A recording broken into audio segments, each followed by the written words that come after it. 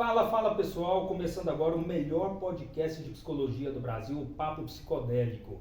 E antes de apresentar aqui o nosso convidado que está aqui de frente, o Rafael, eu vou fazer as honras para o nosso patrocinador do dia. E o nosso patrocinador hoje é o Leandro Macedo, que atende no Centro de Bom Despacho, no prédio do Villa Center, o melhor neuropsicologista da região.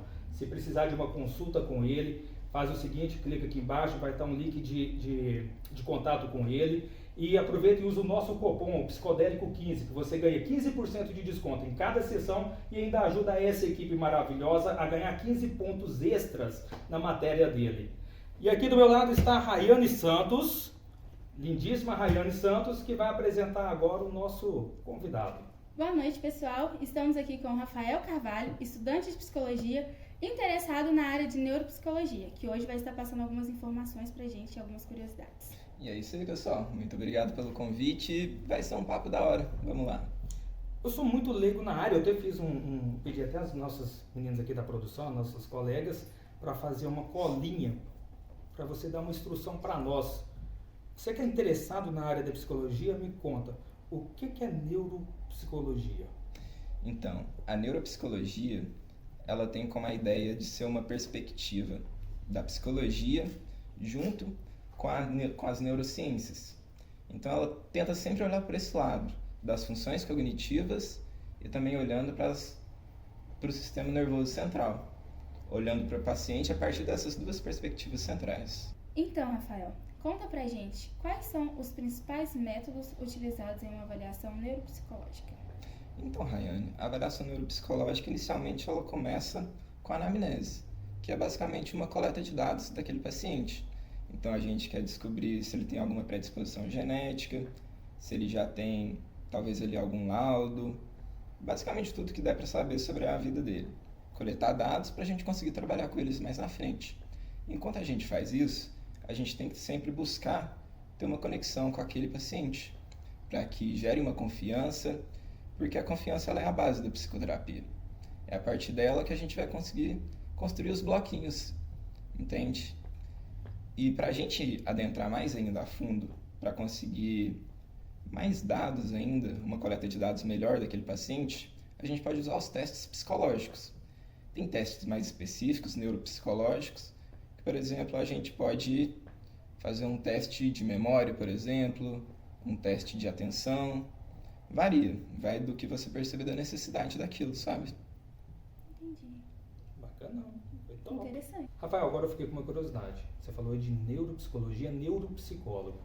Então, todo neuropsicólogo é psicólogo? Então, na verdade, a neuropsicologia ela é considerada um curso de aprendizagem para uma pessoa que já cursou o ensino superior. Então, por exemplo, um fonoaudiólogo poderia fazer neuropsicologia, que a gente até vê. Só que a grande maioria das pessoas que estão fazendo essa, geralmente é uma pós, né? Geralmente está fazendo essa pós ou mestrado em neuropsicologia, ela é psicólogo mesmo. Então a maioria das pessoas que você vai ver são psicólogos, mas não necessariamente precisa ser. Agora, Rafael, uma curiosidade minha. Falando de vício, quais são os efeitos neuropsicológicos causados, por exemplo, por um vício em pornografia? Então vamos lá, Rayane. Basicamente a gente precisa entender o que é o vício. O vício, ele é um comportamento que a gente tem, que mesmo percebendo punições para com ele, a gente não consegue parar de executar aquele comportamento. Então, esse vício ele pode vir, por exemplo, de drogas como a cocaína, pode vir de diversas formas. No caso da pornografia, ela não é uma droga química, mas ela é tão viciosa e tão forte no nosso sistema nervoso central que é comparada com qualquer outra droga. Inclusive, você vai ver muitas coincidências entre os efeitos que o vício em pornografia tem com o efeito que a cocaína tem no sujeito, por exemplo.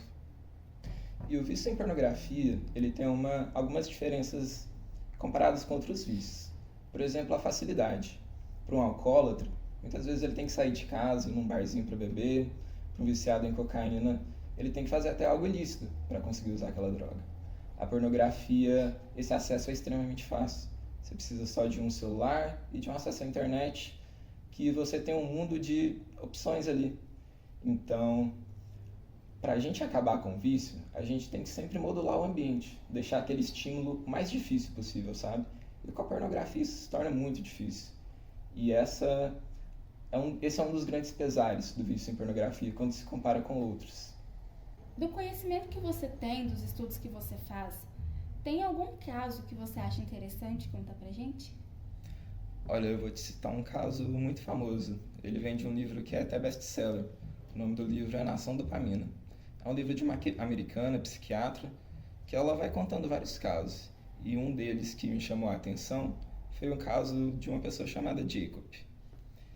Essa pessoa, ela teve um contato com a masturbação muito cedo. Ali por volta dos 3 anos, ela já estava tendo esse contato. E com o tempo isso foi se desenvolvendo, ela acabou intensificando esse contato com revistas, com fitas cassetes. E chegou um momento que esse vício estava tão forte, tão impregnado nele, ele precisava cada vez mais de algo mais potente para aquilo, que ele montou um aparelho, uma máquina, que era uma vitrola. Ele conectou alguns aparelhos nessa vitrola para que aquilo ficasse em volta do pênis dele e conseguisse dar prazer para ele. Ele fez uma máquina masturbatória. É um exemplo que a gente consegue chegar de como o vício ele vai cada vez se degradando mais. É sempre uma escala. Você fica menos insatisfeito, você precisa de mais dopamina para atingir aquele nível, e mais, e mais, e mais, e aquilo vai se tornando cada vez mais forte. E o nível de dopamina de um sujeito desse é muito baixo. Os receptores de dopamina que ele tem são muito poucos, então ele precisa cada vez mais de uma quantidade mais forte de dopamina. E o que isso acontece? Por exemplo, quando uma pessoa dessa está num jantar em família, por exemplo, ele não sente satisfação naquilo. Quando ele está num parque, caminhando, ele não sente satisfação em coisas simples, porque o cérebro dele já está modulado para só conseguir receber uma quantidade extrema de dopamina.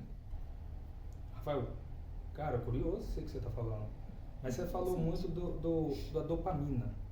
Explica para mim, por favor, o que é dopamina? Então, a dopamina ela é um neurotransmissor relacionado à motivação e prazer. Por exemplo, quando a gente estuda a dopamina em animais, o pico de dopamina que ele vai ter vai ser quando ele vê uma comida ou quando ele vê uma parceira em potencial. No ser humano pode ser quando ele vê dinheiro, quando ele vê, por exemplo, alguma droga que ele se interessa. No caso do viciado em pornografia, ele tem um pico de dopamina muito alto quando ele tem alguma pista da pornografia. Então, por exemplo, ele está lá mexendo no Instagram e vê alguma dancinha e ele se excita com aquilo. Normalmente, para algumas pessoas, só rolaria o feed para baixo, mas para ele é um gatilho e aquilo faz iniciar um comportamento disfuncional, que é o comportamento de se masturbar assistindo pornografia. Então, sempre tem esses gatilhos, sabe? Impulsionados pela dopamina. Consegui te responder um exemplo da dopamina? Conseguiu. Sim. Ficou bacana.